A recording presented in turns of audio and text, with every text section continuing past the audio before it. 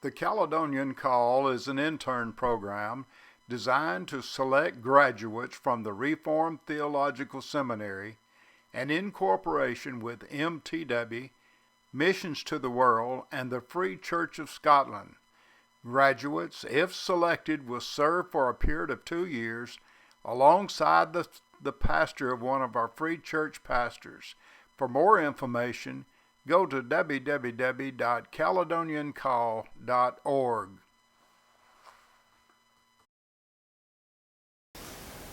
Well, I'd like to begin by speaking about my denomination, the Free Church of Scotland, to which I've been a part of for over 55 years. I'd also like to say something about the congregation which I've been ministering in for over 7 years. The Free Church of Scotland is a denomination which is Reformed, evangelical. It is, I would say, the leading Reformed denomination in Scotland.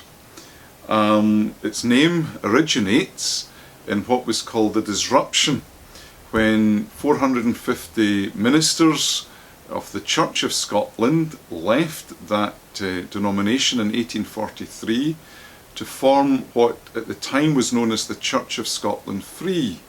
In other words, free from state control. The state were trying to impose their choices of ministers for congregations, and this was considered wrong. And so in 1843 there was a division, and the Church of Scotland Free was formed, which eventually became known as the Free Church of Scotland. We hold to the Westminster Confession of Faith as our subordinate standard.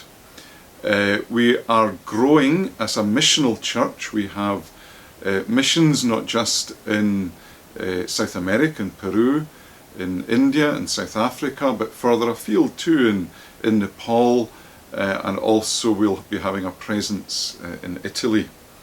In the past 10 years the church has gone through really quite a remarkable transformation. Almost 5 years ago, in fact over 5 years ago, the church legislated on worship, so that hymns, musical instruments could be used in worship when before only exclusive psalmody and no musical instruments had been permitted. So really from 2010 there's been a development. About 40% of our congregations now use, shall we say, more than just exclusive psalmody. We sing hymns, scriptural songs accompanied by music. 60% of our congregations still sing psalms by the a cappella methodology. All our services are through the medium of English, although in the islands some of our services, some of our congregations will have services in the medium of Scots Gaelic.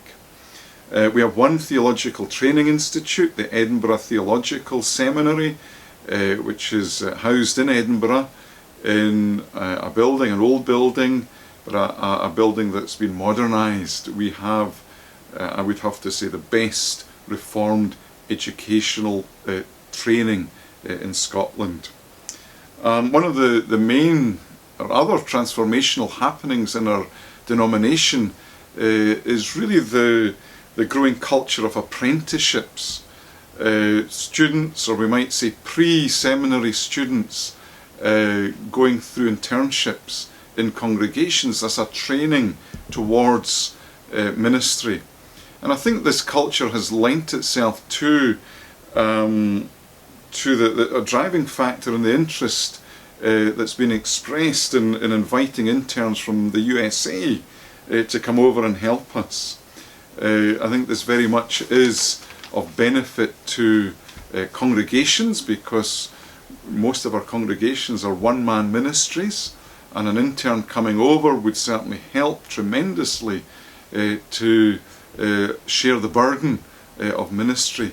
But of course the situation in Scotland is very much a secular society, so an intern coming over would be, we might say, trained in ministry in a very, very significantly secularised society. So that would be certainly a great advantage for anyone coming over. I can't speak for the other congregations that have expressed interest in having interns over, but we have different styles of worship, different personalities leading worship. All I can speak about really is my own congregation. Livingston. Livingston is a new town. It's about 15 miles west of Edinburgh. As I said, it's a church plant that was planted some 35 years ago. Our membership is about 40 plus another 40 or so adherents. We are what I call a gathered congregation. In other words, our members come from about a dozen different towns and villages around the centre. But one of our main problems is the lack of input into the local community, and an intern would certainly help in the evangelism, the local evangelism of our outreach programme. If an intern were to come over, he would be built into our congregational plan. He would be able to lead in worship. He would be involved in pastoral visitation. He'd be involved in the administration of the congregation. He would certainly help myself as a minister conduct the organisation of the congregation. I would add too that if anyone was interested, then the elders of the congregation would want to interview you through Skype, and of course I would need to make sure that I could get on with you personally. After all, if it's a year or 2 years, we would have to get on well. Scotland isn't the land that it once was. We have a great Reformed heritage. We have a Reformation heritage. It is the land of John Knox. It's the land where some of our greatest Christian thinkers and theologians have been born and raised. Our greatest social thinkers, Christian thinkers have practiced. But we live in a secularised society where our main denomination is, for the most part, a liberal church that has undermined the authority of Scripture. The Free Church of Scotland is a beacon in a land of darkness. You would be experienced and experiencing ministry in such a difficult and dark environment. So thank you.